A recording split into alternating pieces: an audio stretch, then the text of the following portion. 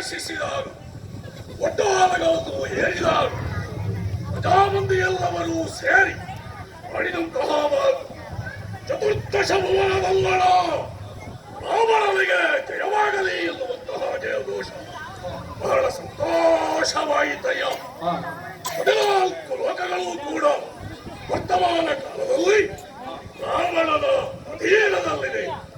ಒಂದು ಕಾಲದಲ್ಲಿ ಒಪ್ಪಂದಕ್ಕೂ ಕಷ್ಟಪಡುವಂತಹ ವೇಳೆಯಲ್ಲಿ ನನ್ನ ಸ್ವಸಾಮರ್ಥ್ಯದಿಂದ ಬೇಕಾದಂತಹ ಆಸ್ತಿಗಳನ್ನು ಸಂಪಾದಿಸಿಕೊಂಡವನು ರಾವಣ. ನಾನು ಮಾತ್ರವೇ ಅಲ್ಲ, ತಮ್ಮನಾದಂತಹ ಕುಂಭಶ್ರವಣ, ವಿಭೀಷಣ, ಜೊತೆಯಲ್ಲಿ ತಂಗಿಯಾದಂತಹ ಶೂರ್ಪಣಖೆ, ಪಾತಾಳದ ಅಧಿಪತಿಯಾದಂತಹ ಋತುಚೂಫನಿಗೆ ನನ್ನ ಪ್ರೀತಿಯ ತಂಗಿಯನ್ನು ವಿವಾಹ ಮಾಡಿಕೊಟ್ಟಿದ್ದೆ. ಆದರೆ ಏನು ಮಾಡೋಣ, ವಿಧಿ ನನ್ನ ಕತ್ತಿಯೇ ಕೈದಾರಿ ನನ್ನ ತಂಗಿಯ ಗಂಡನ ಸಾವಿಗೆ ಕಾರಣವಾಯಿತು. ಬೇಸರಗೊಂಡಂತಹ ತಂಗಿಯನ್ನು ಸಮಾಧಾನಗೊಳಿಸುವುದಕ್ಕಾಗಿ ನಮ್ಮದೇ ಕಾಂತಾರದಲ್ಲಿ ಸ್ವೇಚ್ಛೆಯಿಂದ ತಿರುಗಾಡಿಕೊಂಡಿರಮ್ಮ ಎನ್ನುವ ಹಾಗೆ ಹೇಳಿದೆ. ಮಾತ್ರ ಅಲ್ಲ, ಅವರ ಬೆಂಗಾವಲಿಗಾಗಿ 14,000 ರಕ್ಕಸರು ಕರದೂಷಣ ಕೃಷಿರಾದಿ ಪ್ರಮುಖರನ್ನು ಕಳುಹಿಸಿದೆ. ಅದಲ್ಲ ಏನಾದ್ರು ಶಬ್ದ ಅಳಲುತ ನಡೆದಂದು ಅಣ್ಣನ ಪದಕೆರೆಗೆ ಏನು ಗುಣಯದು ಮೋರೆ ತಂಗಿ ನಿನಗೆ ಮೋರೆ ತಂಗಿ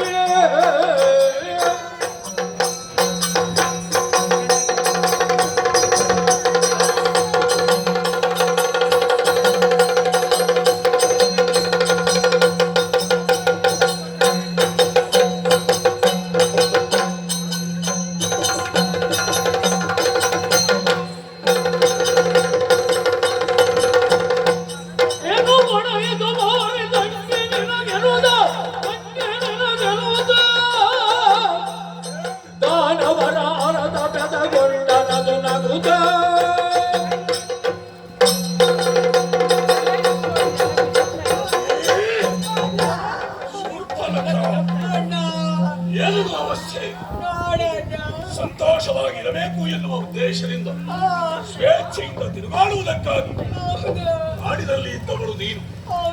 ಆದ್ರೆ ಏನಿದು ವಿಪರೀತ? ಮಹಾತ್ಮಾನದಿಂದಲೇ ಜೋರಾದ ಅಳುವ ಸ್ವನಿ ಕೇಳಿಸಿ ಯಾರು ಎನ್ನುವ ಹಾಗೆ ನೋಡಿದಾಗ ನನ್ನ ಪ್ರೀತಿಯ ತಂಗಿ ಶೂರ್ಪಣಖ ಏನು ಅವಸ್ಥೆ? ನನ್ನ ಮೂಗನ್ನು ಕತ್ತರಿಸಿದವರಾರು, ಈ ರೀತಿಯ ಅಪಮಾನಗಳನ್ನು ಗೈದವರಾರು? ಸವಿಸ್ತಾರವಾಗಿ ಹೇಳ್ತೀಯವ? ಅಣ್ಣಲೋಲಿದು ನರರ ತಿನ್ನಬೇಕೆಂಬಾಸೆ, ಅಣ್ಣಲಾಲಿದು ನರರ ತಿನ್ನಬೇಕೆಂಬಾಸೆ,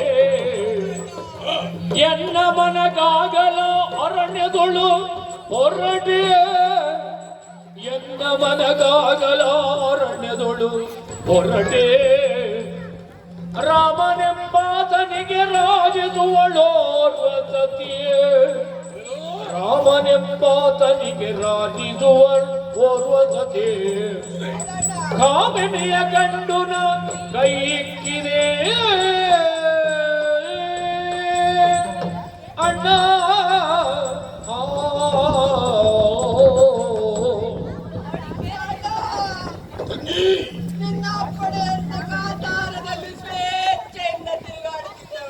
ಸ್ವೇಚ್ಛೆಗೆ ಭಂಗವಾಯಿತೆ? ಏನಾಯ್ತಮ್ಮ?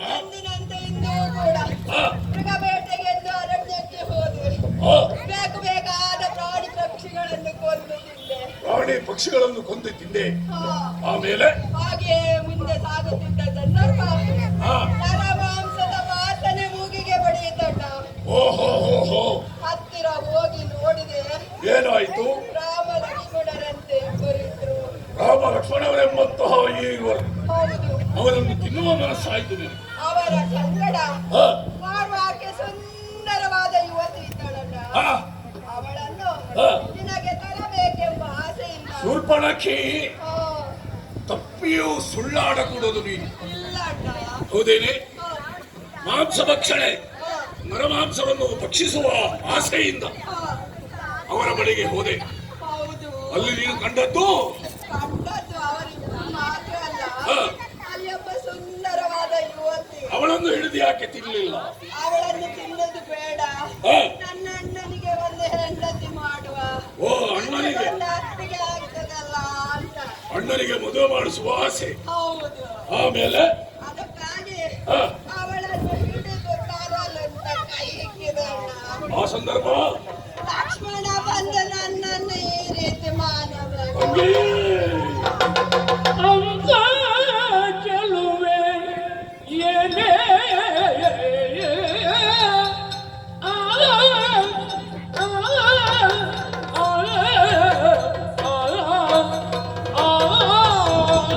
ಇಲ್ಲದೇ ಇದ್ದರೂ ಕೂಡ ಅವಳನ್ನು ನೀನು ಬಯಸಿದಾಗ ಹೇಳಿದ್ದಾರೆ ಹೌದಣ್ಣ. ಆದುರಾತ್ಮರು. ಆದ್ದರಿಂದ ಅವರಿಗೆ ಸರಿಯಾದ ಪಾಠವನ್ನು ಕಲಿಸಬೇಕು ಅಂತಾದ್ರೆ ಹೌದು. ಸೆಳೆದು ಸೆಳೆದು ತರಬೇಕು. ಲಂಕೆಗೆ ತರಲೇಬೇಕು. ಎಲ್ಲಿ ತರಲು? ಅವರು ಪಂಚಾವಟಿಯಲ್ಲಿದ್ದಾರೆ. ಪಂಚವಟಿ ಎನ್ನುವಂತಹ ಪ್ರದೇಶ ಹಾ, ನಮಗೆ ಸದೇನು ಅಲ್ಲ. ಹೌದು. ಆದ್ದರಿಂದ ಅವಳನ್ನು ನನ್ನಲ್ಲಿಗೆ ಸೆಳೆದು ತರುವಂತಹ ಬಗ್ಗೆ ಹಾ, ನಾನು ಚಿಂತೆಯನ್ನು ಮಾಡ್ತೇನೆ. ಹಾ, ನಮ್ಮಲ್ಲಿರುವಂತಹ ವೈದ್ಯರಿಂದ ಬೇಕಾದಂತಹ ಚಿಕಿತ್ಸೆಯನ್ನು ಮಾಡಿಸಿಕೊ. ನಡೆಯುವಣ್ಣೆ ನಾನು.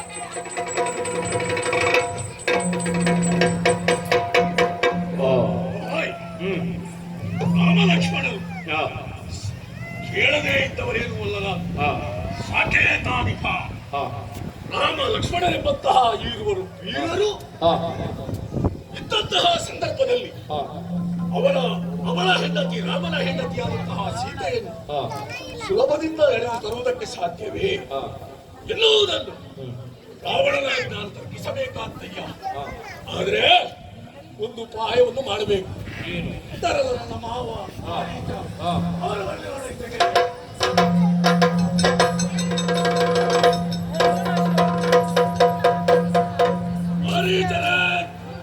ನನ್ನ ಸೋದರ ಮಾವನ ಸ್ಥಾನದಲ್ಲಿರುವವರು ನೀವು. ನಿಮ್ಮೆಲ್ಲ ಒಂದು ಕೆಲಸವಾಗಬೇಕು. ಏನು? ನೇರವಾಗಿ ಪಂಚವಟಿ ಪ್ರದೇಶವನ್ನು ಸೇರಿ ಅಲ್ಲಿ ಇರುವಂತಹ ರಾಮ ಲಕ್ಷ್ಮಣ ಸೀತೆ ಈ ಮೂವರನ್ನು ಕೂಡ ಮಂತ್ರಮುಗ್ಧರಾಗಿಸಬೇಕು. ಹೇಗೆ ಮಾಡುವುದು? ಅಹಿಮ ಗರಿಮ ಮಣಿಮ ಎನ್ನುವಂತಹ ವಿದ್ಯೆಗಳು ನಮ್ಮಲ್ಲಿ ಕರಗತವಾಗಿದೆ. ಬೇಕಾದಂತಹ ರೂಪವನ್ನು ನಾವು ಧರಿಸುವುದಕ್ಕೆ ಸಾಧ್ಯವಿದೆ. ಹೌದು. ನೀವು ಒಂದು ಕೆಲಸ ಮಾಡಬೇಕು. ಏನು?